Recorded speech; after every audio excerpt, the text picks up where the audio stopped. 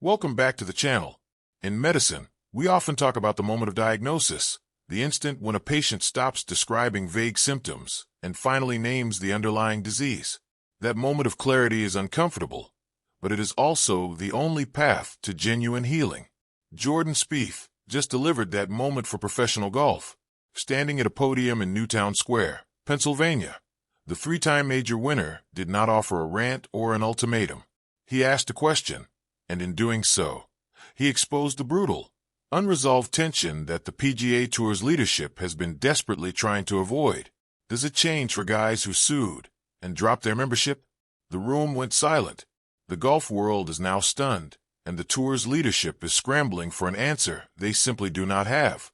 The date was Monday, May 11th, 2026. The PGA Championship at Rory Golf Club was just days away, and the media center was packed with reporters from around the world. The questions were supposed to be about the course conditions, the strength of the field, and the season's second major. Instead, the conversation shifted immediately to the most radioactive topic in professional golf, LIV golf. The bombshell news had detonated just days earlier. Saudi Arabia's Public Investment Fund had announced it would end its funding of LIV golf after the 2026 season.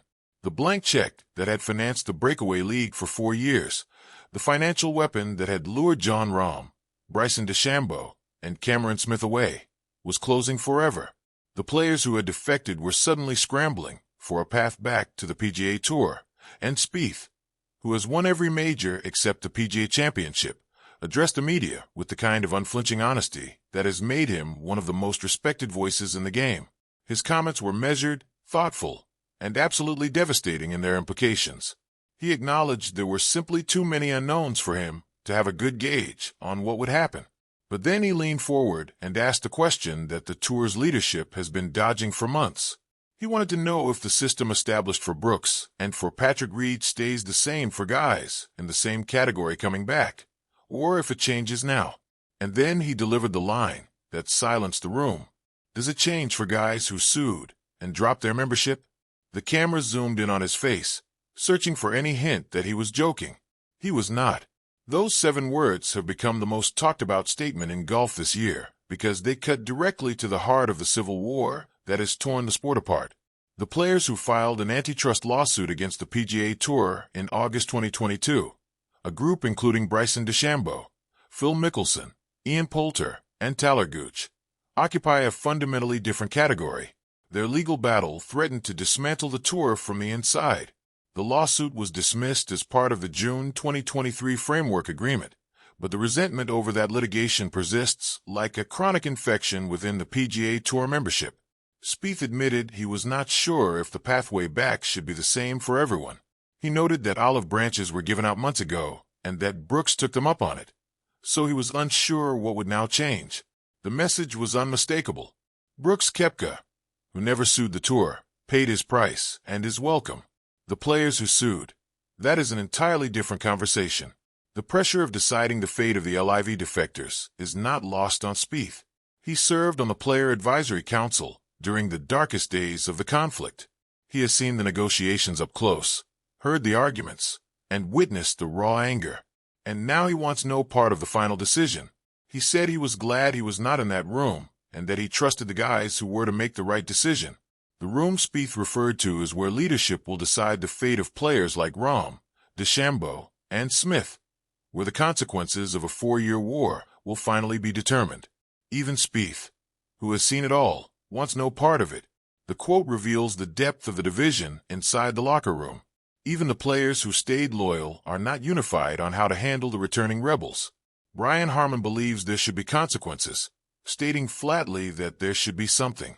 Lucas Glover was even more direct, asking whether he thinks they should abide by the pathways back and pay the same penalties as previous players, and answering with an unequivocal absolutely.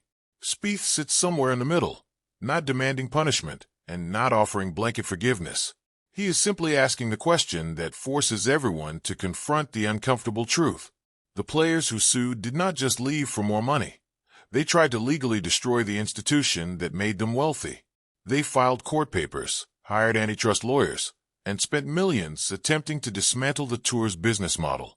Now, with the Saudi money running out They want to return. Spieth's position is clear. The door is not closed, but it is not open either, and anyone who wants to walk through it will have to face the music. While the LIV controversy dominated the headlines, Spieth also made another announcement that stunned the golf world. This one had nothing to do with Saudi billions and everything to do with the weight he has been carrying silently for 9 years. Spieth is one major away from completing the career Grand Slam. He has won the Masters, the U.S. Open, and the Open Championship. The only trophy missing is the Wanamaker Trophy. He has tried to win it 9 times and failed 9 times. Now, at Aronimink, he is making his 10th attempt, and his strategy is genuinely unconventional. He explained that as far as the career Grand Slam goes, this tournament is always highlighted, and if he could win one more tournament in his life, it would obviously be this one. But then he revealed that the easiest way to accomplish it is to try not to accomplish it in a weird way. A 3-time major winner, standing on the brink of history, is admitting that the pressure has become so overwhelming that he has to pretend the goal does not exist. He plans to get ready for the first hole, establish a good game plan, and attack the course the way it needs to be attacked. The strategy is a recognition of reality. Spieth has not won any tournament since 2022. He has not won a major since the 2017 Open Championship. The game that once flowed so naturally has become a grind, but he is not giving up. He is adjusting. He is learning. And he compared his swing to the process of smoking meat, noting the temperature gets up to 155 quickly and then takes a while. He said it kind of feels like what he is trying to do in his swing. It is there. It is close. It matches what he wants to do. It feels good. And it is producing the right results. The admission was honest, vulnerable, and absolutely fascinating. Jordan Spieth's massive announcement is not a rant or an ultimatum. It is a reflection of a player who has seen the sport change around him, a competitor who is still fighting to be relevant, and a voice the PGA Tour cannot afford to ignore. He has been written off by analysts and fans alike. He is 32 years old. His last victory came in 2022, and he has been overtaken by younger stars like Scottie Scheffler and Viktor Hovland. But Spieth is not finished, and his words this week at Aronimink prove he still has something to say. The unknowns are many, and the outcomes are uncertain, but he is still here, still competing, still believing. The PGA Tour is in big trouble. The stars are vanishing, the fields are thinning, and the civil war is not over. But Jordan Spieth, written off more times than anyone can count, is still fighting. His massive announcement this week is a reminder that the sport's biggest battles are not just fought on the fairways, but in the minds of the players. The question he asked hangs over Aronimink, like the Pennsylvania humidity. Does it change for guys who sued and dropped their membership? The answer will determine the future of professional golf. But Spieth's own quest, the 10th attempt to complete the career Grand Slam, is the story that should not be forgotten. If anyone knows how to come back from the brink, it is Jordan Spieth. Do you think the players who sued should face different penalties? Or should everyone be treated the same? Drop your thoughts in the comments below. And if you want the real story behind every bombshell, every controversy, and every major championship, hit that subscribe button because this story is far from over. I will see you in the next one.